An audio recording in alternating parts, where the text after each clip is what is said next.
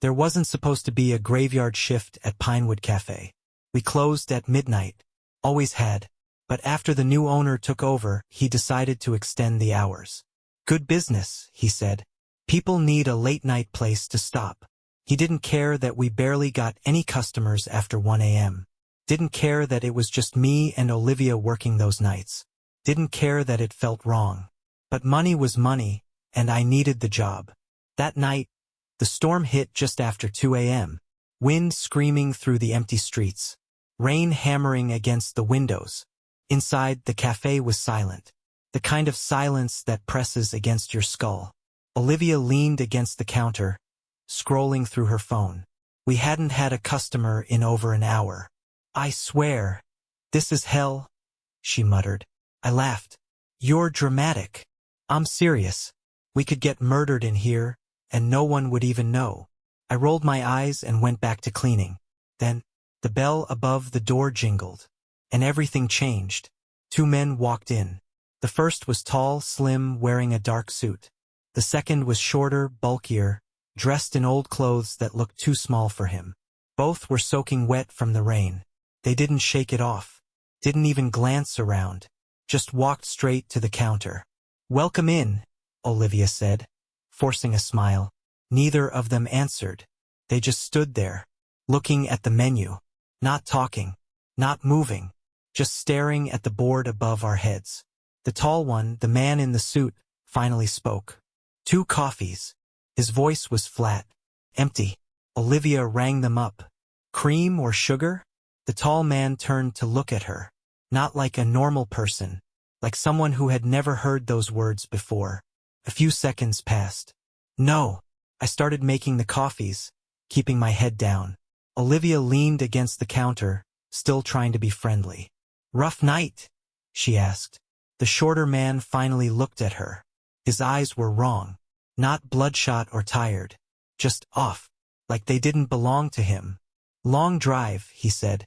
His voice was too cheerful, like he was pretending to be normal, like he'd heard people talk that way before but didn't quite understand it. I finished their drinks and slid them across the counter. The tall man reached into his coat, pulled out a perfectly crisp $20 bill. The paper was dry. Impossible. They were soaking wet. Olivia took it without saying anything. The 2 men picked up their cups, walked to a booth by the window and sat down. For a long time they didn't drink.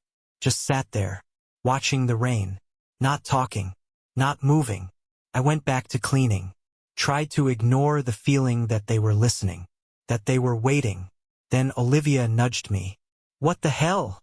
she whispered. I followed her gaze, and my stomach dropped. The tall man was stirring his coffee, with his finger, not quickly, not absent-mindedly, slowly, deliberately, around and around. The liquid barely rippled. But the thing that made my skin crawl? His finger wasn't wet. I tried to shake it off. I wanted to believe it was a trick of the light, that I was seeing things. But Olivia grabbed my arm. "We need to close early. We can't. Jack, something is wrong with them." I knew she was right. I could feel it. The air in the cafe had changed. Like it was too heavy. Like we were trapped. Then, the power cut out. Everything went black. The hum of the coolers died instantly. The rain against the windows sounded deafening. I reached for my phone, turned on the flashlight, and in the dim glow, I saw that the booth where the 2 men had been sitting was empty. The cups were untouched. No steam. No sign they had ever been there at all. I turned to Olivia. She was staring at the door, her face pale. "Jack," she whispered. I followed her gaze, and felt my blood freeze. The closed sign was still facing inside. But on the glass, someone had written a word. Not with a finger, not with steam, but in something thick, something dark. Just one word. "Stay." The word "stay" dripped down the glass. The letters were thick, dark. My stomach clenched. Olivia grabbed a napkin and wiped at it. It didn't smear, just stayed there. She swallowed. "Jack? Is this blood?" I didn't answer, because I already knew it was. "We're leaving." Olivia grabbed my wrist and started pulling me toward the back door. She was scared. I could hear it in her breathing, see it in the way her hands were shaking. I didn't argue. We should have left earlier. We never should have stayed. But when we reached the back exit, the deadbolt wouldn't turn. I twisted the lock, jiggled it hard. Nothing. I shoved against the door with my shoulder. It wouldn't budge. "Jack!" Olivia whimpered.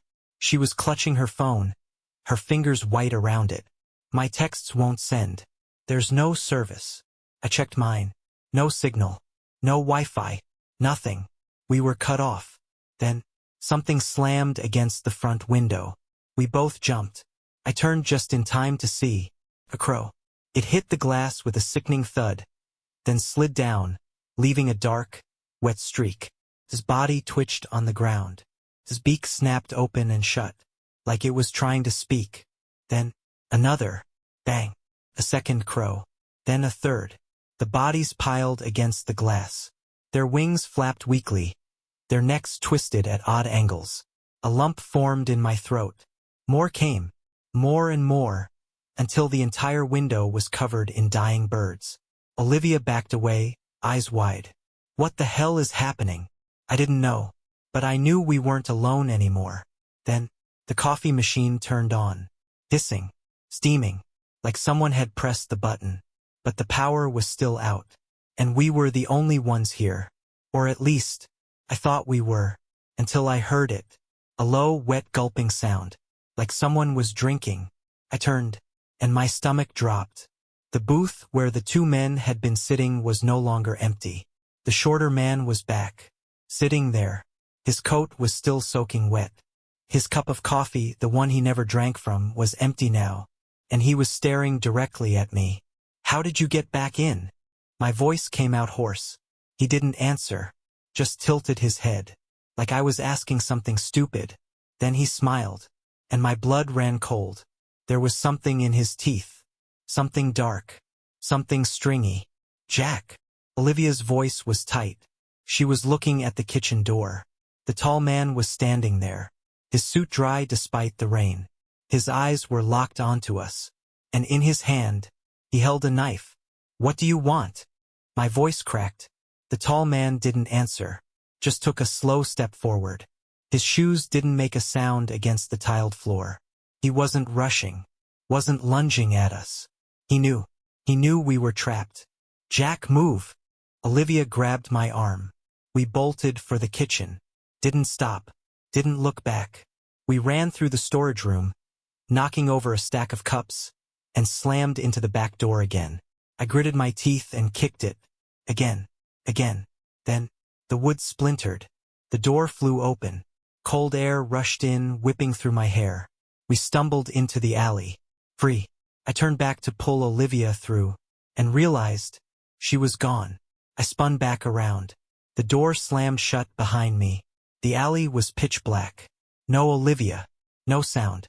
Just the cold air pressing against my skin. I reached for my phone, hands shaking.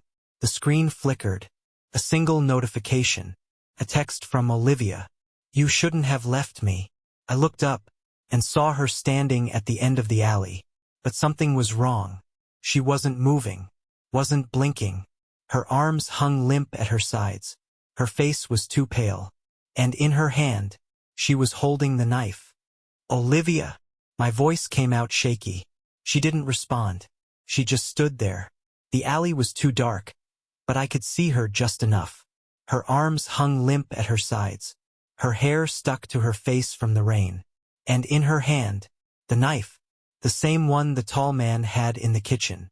"Liv, what are you doing?" No response. Just silence. She was standing completely still. Not blinking. Not breathing heavy. Nothing. Just watching me. Like she was waiting for something. My heart was slamming against my ribs. I took a step forward. She took a step back. Like she was afraid of me. Or like she was leading me somewhere. The alley stretched into pitch black nothingness. A dead-end fence behind her. She had nowhere to go. And yet, she didn't run. She didn't scream. She just stood there, holding the knife. "Olivia, talk to me." I took another step. And then, she turned and ran, straight into the darkness. I bolted after her. My shoes splashed through puddles, my breath coming ragged and fast. The alley twisted, snaking behind buildings. Olivia was fast. Too fast. Like she knew exactly where she was going. I nearly lost her twice. Then, I turned a corner. And she was gone. I skidded to a stop, panting hard. The alley was empty. No doors. No windows. Just solid brick walls. Dead end. Like she had vanished. I swallowed hard. Spun around. Nothing. Just the sound of rain tapping against metal dumpsters. My hands were shaking. She couldn't have just disappeared. She was here. And now she wasn't. A loud clatter behind me. I spun. A metal trash can rolled onto its side. Something moved behind it. A rat. No. A hand. Pale, thin fingers gripping the edge of the bin. Slowly pulling up. Someone was hiding behind it. I took a step back. Every nerve in my body screaming at me to run. Then, a voice. Jack. I froze. Not Olivia's voice. Not one of the men from the cafe. Someone else. Someone I didn't recognize. The fingers tightened on the metal bin. Then slowly, a man pulled himself up. He looked homeless. Thin. Unshaven. His face was sunken. His skin was gray, like he hadn't seen daylight in weeks. His clothes were soaked through, but his eyes were clear, focused, like he was seeing me for the first time in years. Jack, listen to me. His voice was hoarse, like he hadn't spoken in days. You need to leave this place. Now. I swallowed hard. Who are you? He shook his head. That doesn't matter. Just listen. Those men. They don't want your money. They don't want the cafe.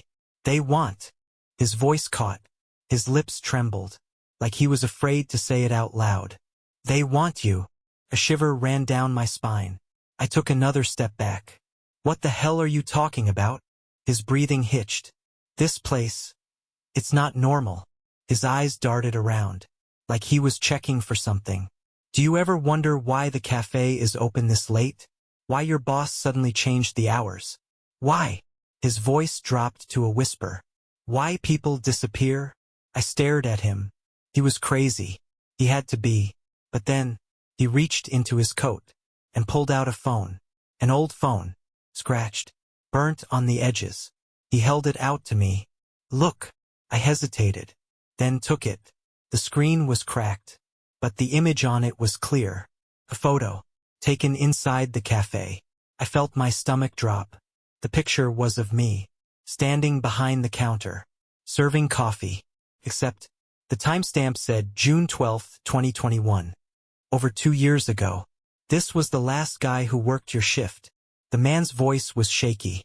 His name was Jack too. I blinked. What? They always pick a Jack. I looked up. The man's face was pale. His eyes filled with something horrible. And they never let him leave. A loud bang behind me. I spun. The alley was empty. But at the far end, the tall man stood in the doorway of the cafe. His suit still dry. His face unreadable.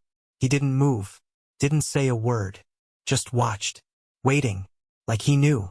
Knew that no matter what I did, I was never getting out. The tall man stood at the end of the alley, blocking the way back. He didn't move, didn't speak, just watched me, waiting, like he knew something I didn't. I turned back to the homeless man. Tell me what's going on. His fingers dug into my arm. There is no leaving this place. His voice shook. The cafe isn't just a cafe. It's a trap, a funnel. They bring people in, over and over, and every few years. His breathing hitched. They take someone. The rain hammered down. The wind screamed through the alley. I shook my head. That doesn't make sense. Why me? Why Olivia? The man's eyes flickered with something. He swallowed hard. Because you're Jack. A sharp clatter behind me. I turned instinctively, just for a second. But when I looked back, the man was gone. Not run away. Not hiding, just gone, like he had never been there. And in his place, lying in the puddle where he stood, was his phone, cracked, flickering, and covered in blood. I backed away, my breath ragged. The tall man hadn't moved, just stood there, his eyes locked onto me. Then, he lifted a hand, and beckoned. My pulse spiked. I turned and ran. I didn't look back. Didn't think. I just sprinted down the alley, my shoes slamming against wet pavement. The wind roared in my ears. Garbage bins blurred past me. I needed to find Olivia. I needed to get the hell out of here. I turned a corner and stopped cold. I was back at the cafe. The front entrance. The neon open sign flickered in the window. But that was impossible. I had run the other way. Hadn't I? My chest tightened. The rain pounded harder. The alley behind me felt smaller, like it was closing in. I didn't have a choice. I stepped forward and walked back inside. The second I entered, I knew something was wrong. The cafe smelled different. Not like coffee. Not like cleaning supplies. Like rotting meat. And the lights, they weren't fully on. Just flickering. Like the place had been abandoned for years. Olivia! My voice was hoarse. No answer. Just the low hum of the refrigerators. The rain against the windows. And something else. Something wet. Something dripping. I followed the sound. My hands trembled as I stepped behind the counter, and my stomach turned to ice. A trail of bloody footprints led into the kitchen. Small. Barefoot. Olivia's. I swallowed back bile. The prints were fresh. Still wet. She had just been here. And she was hurt. I followed them, my pulse hammering. Into the storage room. Through the back hallway. The footprints ended at the freezer door. It was slightly open. A single red smear trailed down the metal handle. I stepped forward. The smell of iron and sweat filled my nose.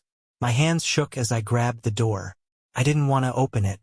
Didn't want to see what was inside. But I had to.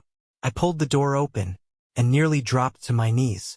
Inside, Olivia sat on the cold floor. Her arms were wrapped around herself, her body shivering. Her clothes were soaked in blood. Her own? Someone else's? I didn't know. She looked up at me and started sobbing. Jack! Her voice broke. I rushed forward. It's okay. I'm getting us out of here. She grabbed my arms, fingers digging into my skin. No.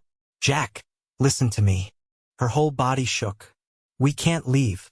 We were never supposed to leave. I pulled her up. No. We're going. Now. She shook her head.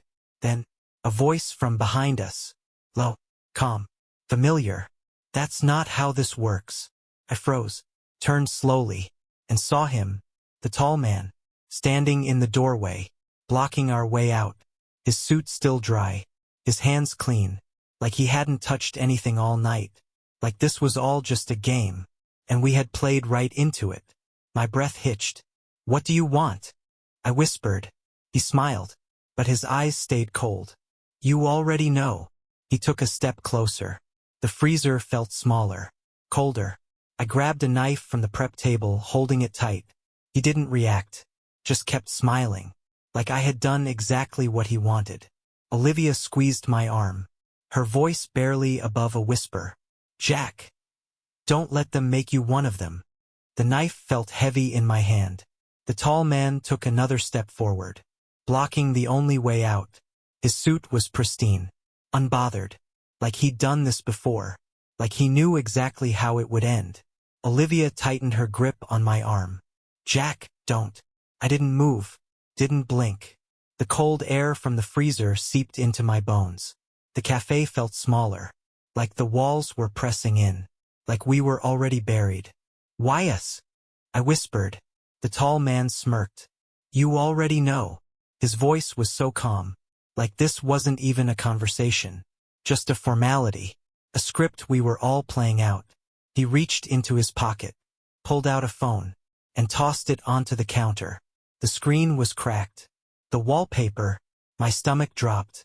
It was a photo of me and Olivia, but I had never seen it before. Taken from outside the cafe. Through the window. Through the rain. Taken tonight. Olivia squeezed my wrist. Her nails dug into my skin. Jack! Her voice shook. They pick us. The freezer door swung open wider. A gust of cold air rushed out. And that's when I saw it. In the back. Past the shelves. Past the frozen meat. Something buried under the ice. No, not something. Someone. I took a step closer. The fog of my breath curled in front of me. My pulse hammered in my skull. I reached out and brushed the ice away. The face beneath was frozen solid. Mouth slightly open. Eyes glassy. I knew him. I had seen him before. The same dark hair. The same uniform. And when I looked closer, my chest tightened. The name tag, still clipped to his shirt. Jack. The room spun. I stumbled back. Shook my head. No, it wasn't possible. It was a trick. It had to be. The tall man watched me, waiting, like he was letting me catch up, like he had all the time in the world. You were never going to leave, Olivia whispered. Her voice cracked. None of us were. I turned to her. What do you mean? Her eyes watered. She looked at the tall man, then back at me, and then she let go of my arm. I'm sorry, Jack. She stepped back, toward him, not toward me, toward him, and that's when I saw it. The bruise on her wrist, the small scar on her temple, the way she never tried to run. She wasn't a hostage. She was part of this. No. My voice shook.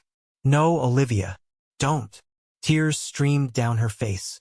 But she didn't move toward me. She just shook her head. You don't understand. The tall man finally spoke. It's your turn. I swung the knife. Fast. Hard. But he was faster. His hand locked around my wrist. The force sent shockwaves up my arm. The knife clattered to the floor. He leaned in, voice barely above a whisper. You always try to fight. I struggled.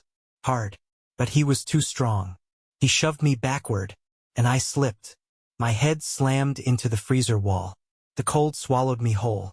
My vision blurred. I heard Olivia scream something, but my body was too heavy, too tired.